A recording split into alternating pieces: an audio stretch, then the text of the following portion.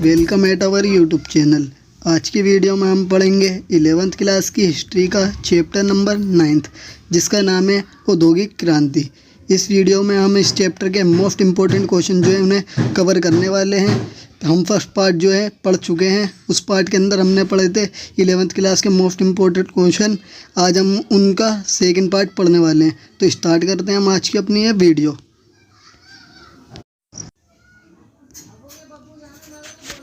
प्रश्न नंबर 13 है हमारा, समाजवाद की व्याख्या कीजिए।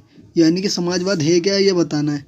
अब समाजवाद जो है वो एक विचारधारा होती है जिसके अंदर जो लोग हैं वो ये कहते हैं कि जितना भी समाज में उत्पादन हो रहा है, कोई भी चीज़ बन नहीं है, उसका स्वामी तो सबके पास होना चाहिए। यानी कि उसे लेने का हक सबको होना चाहिए, कोई अमीर हो या गरीब हो, हर किसी को उत्पादन बराबर मिलना चाहिए। ये नहीं है कि सारा का सारा लाभ जो है बस खाली पूंजीपतियों को मिल रहा है और गरीबों को कुछ नहीं मिल रहा है। तो यानी कि समाजवाद ऐसी विचारधारा थी जिसके अंदर कोई भी उत्पादन हो, ये कहा जाता था कि सबके साथ समान बंटवारा किया जाए, अमीर हो या गरीब हो, हर किसी को बराबर माल मिले, बराबर हर किसी का हक हो। तो स्टार्ट करते हैं। समाजवाद जो था, इसी वजह से ये समाजवाद फैलाने के लिए जो गरीब लोग थे उन्होंने नारे लगाने शुरू कर दिए समाजवाद के खिलाफ। समाजवाद वाले लोगों ने पूंजीवाद के विरुद्ध नारे लगाने शुरू कर दिए, क्योंकि पूंजीवाद जो था वो अमीर लोगों का नारा था। पूंजीवाद जो था अमीर लोगों का नारा था और अमीर जो थे गरीबों का शोषण कर रहे थे। गरीब बहुत ज़्यादा परेशान थे उनसे, उन्होंने समाजवाद का नारा लगाना शुरू कर दिया। जो गरीब लोग थे वो ये चाहते थे समाज में जितना भी संसाधन है, कुछ भी चीज़ जो रही है उसका उत्पादन हो रहा है वो सबको बराबर मिलना चाहिए और न्यायपूर्ण होना चाहिए। अमीर हो या गरीब हो, निर्धन हो, कैसा भी हो, हर किसी को बराबर उत्पादन मिले और किसी के साथ कोई भी भेदभाव ना हो। जो लोग जो थे वो ये चाहते थे कि समाजवाद को लाया जाए देश के अंदर और कोई भी व्यक्ति भूखा ना मरे, प्रत्येक व्यक्ति जो है सबकी आवश्यकता वो पूरी हो सके ताकि लोग आसानी से जीवन जी सकें। समाजवाद का जन्म जो था वो औद्योगिक क्रांति की वजह से ही हुआ था। नेक्स्ट क्वेश्चन जो है हमारा, नेक्स्ट क्वेश्चन है क्वेश्चन नंबर 14। उसका पढ़ लेते हैं। औद्योगिक क्रांति ने साम्राज्यवाद को किस प्रकार जन्म दिया। यानी कि जो औद्योगिक क्रांति आई उसकी वजह से साम्राज्यवाद फैला था। तो वही बताना आपको किस तरीके से फैला था। जैसे कि आपको पता है कि औद्योगिक क्रांति की शुरुआत जो थी वो इंग्लैंड में हुई थी। जब औद्योगिक क्रांति की शुरुआत इंग्लैंड में हुई तो इंग्लैंड का बहुत ज़्यादा माल उत्पादन हो रहा था, माल बहुत ज़्यादा बनना था। इसलिए इंडिया जो इंग्लैंड था वो चाहता था कि वो दूसरे देशों के अंदर अपने मालों को बेच सके, दूसरे देशों की मंडियों में जाकर अपने माल को, कच्चे माल को बेच सके, कच्चा माल लेकर पक्का माल बेच सके। तो इसलिए इंग्लैंड ने क्या करा, जो आसपास के एशिया के देश थे, अफ्रीका के देश थे, उन्होंने कब्जा जमाना शुरू कर दिया और वहाँ की मंडियों की खोज शुरू कर दी ताकि इंग्लैंड के लोग आसानी से एशिया और अफ्रीका में अपने सामान को बेच सकें। बहुत सारे इंग्लैंड के लोग ऐसे थे जो इंग्लैंड में, जो दूसरे देश में व्यापारी बन के तो गए, परंतु वहाँ पे थोड़े टाइम तक रुकने के बाद वहाँ पे शासक बन गए, यानी कि राजा बन गए वहाँ की जगह पे। बहुत सारे इंग्लैंड के लोग ऐसे थे, उन्होंने दूसरे देशों में जाकर खाली स्थानों की खोज करी और वहाँ पे बस्तियाँ बसानी शुरू कर दी और बस्तियाँ जो है धीरे धीरे बहुत बड़े आकार में बदल गई वहाँ पे। और जो बहुत सारे देश जो थे उन्होंने दूसरे देशों पे कब्जा करा ताकि व्यापार के करें, अपने बहुत सारी मंडी प्राप्त कर सकें ताकि अपने सामान को बेच सकें। दूसरे देशों पर कब्जा कर लोगों देशों के इसी पर्यटन को कहा गया साम्राज्यवाद। यानी कि दूसरे देशों पर कब्जा कर अपने सामान को वहाँ पर बेचना।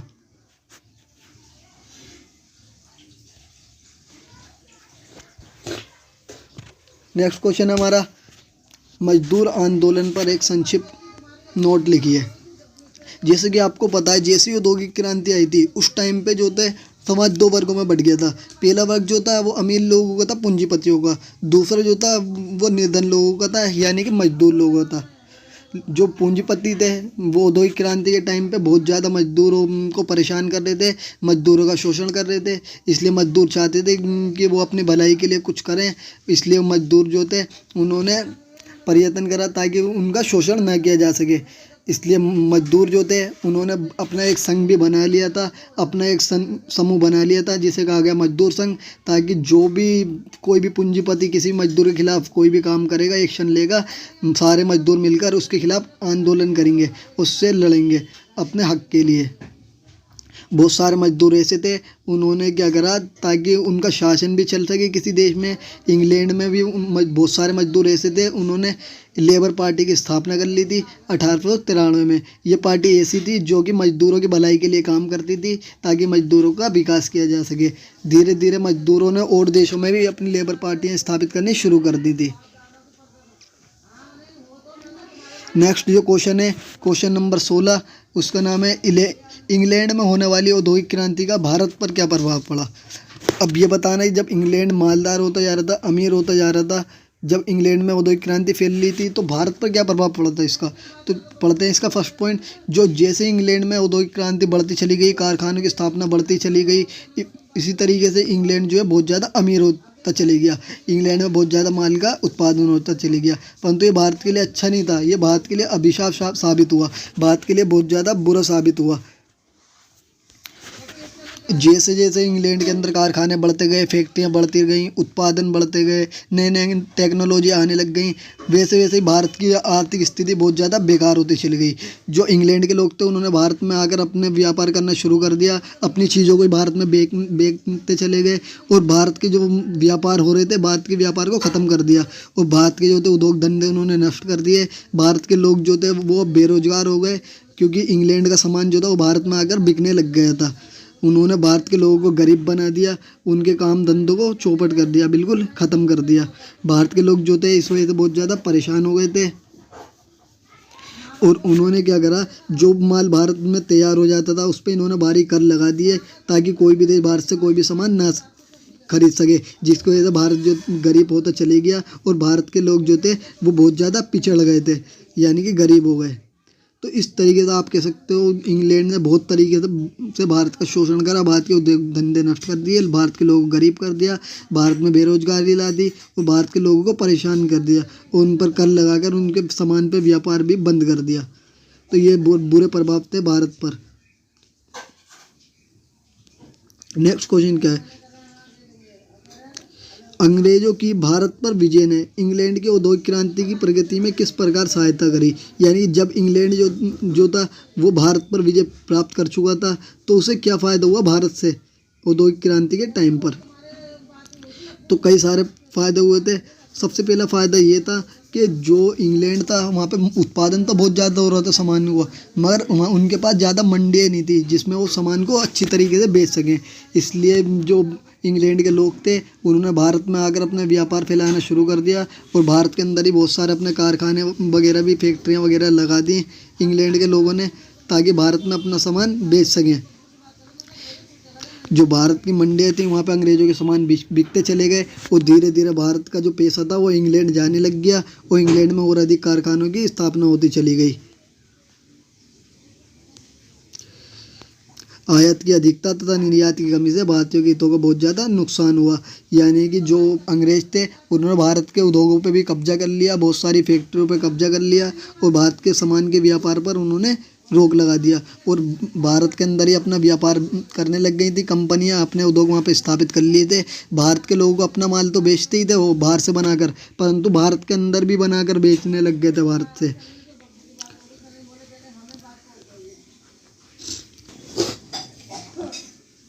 नेक्स्ट जो क्वेश्चन है हमारा, नेक्स्ट क्वेश्चन है औद्योगिक क्रांति से उत्पन्न उन बुराइयों का वर्णन कीजिए जिन्होंने आजकल की भांति नए तनाव और समस्याओं को जन्म दिया। यानी औद्योगिक क्रांति के नकारात्मक प्रभाव पड़े थे उसके बारे में बताना है। तो सबसे पहले जो यही था, इसका बुरा प्रभाव वो था उपनिवेशीकरण। यानी कि लोग, जो बहुत सारे देश थे, अमीर देश थे, यूरोप के देश थे, उन्होंने आसपास के देशों पर कब्जा करना शुरू कर लिया, उन्हें अपना गुलाम बनाना शुरू कर दिया था। ये सबसे बुरा प्रभाव था। दूसरा प्रभाव ये था कि एशिया और अफ्रीका के बहुत सारे देश थे वो आ गए थे साम्राज्यवादी देशों के अंडर में, और जो अमीर देश जो थे वो गरीब देशों पर, अफ्रीका और एशिया के कब्जा कर लिया उन्होंने, अमीर देशों ने वहाँ पे, और अपना व्यापार करने लग गए, और जो गरीब देश थे उनके व्यापार को ठप कर दिया बिल्कुल।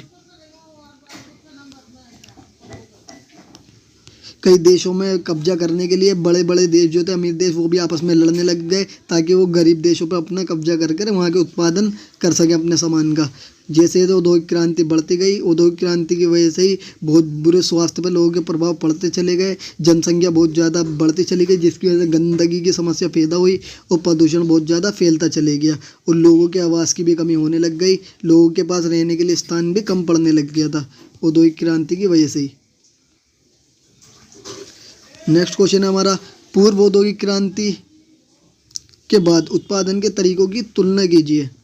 यानी कि जब औद्योगिक क्रांति आ गई उससे पहले लोग किस तरीके से काम करते थे और औद्योगिक क्रांति के बाद लोगों ने किस तरीके से काम करना शुरू कर दिया, ये बताना आपको।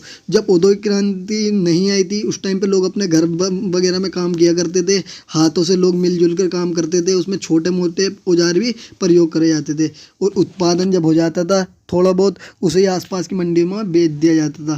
परंतु जैसे ही औद्योगिक क्रांति आ गई, अब बड़े बड़े पैमाने पर घरेलू औद्योगिक कारखानों के अंदर काम किया जाने लग गया और बहुत ज़्यादा उत्पादन होने लगा और उनका व्यापार होने लग गया, एक देश से दूसरे देश भी सामानों को पहुँचाया जाने लग गया और मशीनों से ज़्यादातर काम होने लग गए बहुत सारे। नेक्स्ट जो क्वेश्चन है हमारा, नेक्स्ट क्वेश्चन है क्वेश्चन नंबर 20, प्रथम औद्योगिक क्रांति से क्या अभिप्राय है। तो क्या हुआ था, जब 1780 के दशक और 1820 का 50 का दशक चल रहा था, उस टाइम पे ब्रिटेन के अंदर कई सारे उद्योग लगाए गए और उसके व्यवस्था में बहुत ज़्यादा परिवर्तन हो गया। ब्रिटेन जो था बहुत ज़्यादा शक्तिशाली बनता चले गया था, इसे ही कहा गया प्रथम औद्योगिक क्रांति। नेक्स्ट क्वेश्चन पे आते हैं, ये क्वेश्चन रिपीट हो गया, औद्योगिक क्रांति शब्द का प्रचलन कैसे हुआ, ये किन्ने करा था। बात यही है, जैसे कि आप पढ़ चुके हो कि इसका प्रयोग जो करा था वो यूरोप के 2 विद्वानों ने करा था, बहुत बड़े विद्वान थे ये। उनमें पहले विद्वान ये थे फ्रांस के, जिनका नाम था जॉर्ज मिशेल, और दूसरे जो थे जर्मनी के फ्राइडरिक एंजल्स। अंग्रेजी में अगर औद्योगिकरण की बात करें कि तो किसने करी थी इसकी शुरुआत, औद्योगिक क्रांति शब्द जो था इसका अंग्रेजी में प्रयोग जो करा था एक व्यक्ति ने करा था, जो कि एक दार्शनिक थे और एक अर्थशास्त्री थे। उन व्यक्ति का नाम था अर्नोल्ड टोयनबी। ये बताना चाहते थे कि ब्रिटेन के अंदर जो 1760 और 1820 के दशक में जो परिवर्तन हुए हैं उन्हों को इन्होंने कह दिया था कि ये औद्योगिक क्रांति है, अर्नोल्ड टोयनबी ने। अब पढ़ते हैं दूसरी औद्योगिक क्रांति क्या थी। जब 1850 का दशक आया उस टाइम पे जो भी परिवर्तन हुए थे उन्हें कहा गया दूसरी औद्योगिक क्रांति। इन परिवर्तनों में क्या हुआ, जो रसायन से रिलेटेड चीज़ें थी यानी कि तेल, पेट्रोलियम वगैरह से रिलेटेड चीज़ें और जो बिजली से रिलेटेड चीज़ थी उनका औद्योगिक क्षेत्रों में विस्तार हो गया था। यानी बिजली और रसायन से रिलेटेड जितने भी उद्योग थे और फैक्ट्रियाँ वो बढ़ते चले गए, जिसकी वजह से इनका उत्पादन बहुत ज़्यादा तेज़ी से होने लग गया। और जब ये दूसरी औद्योगिक क्रांति आई उस टाइम पे ब्रिटेन जो सबसे पहले सबसे बड़ी शक्ति था, सबसे ज़्यादा अमीर बन गया था, सबसे ज़्यादा शक्तिशाली बन गया था व्यापार करने में, वो अब पीछे हो चुका था दूसरी औद्योगिक क्रांति में। और जर्मनी और संयुक्त राज्य अमेरिका उससे आगे निकल गए थे दूसरी औद्योगिक क्रांति के अंदर।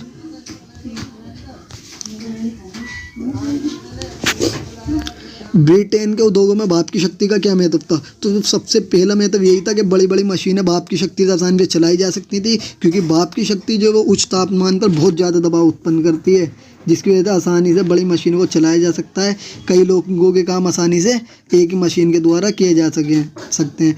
जो भाप की शक्ति जो है ये एक भरोसेमंद स्रोत होता है, साथ में ज़्यादा पैसा भी नहीं लगता इसके अंदर और इससे ज़्यादा पोल्यूशन भी नहीं फैलता है।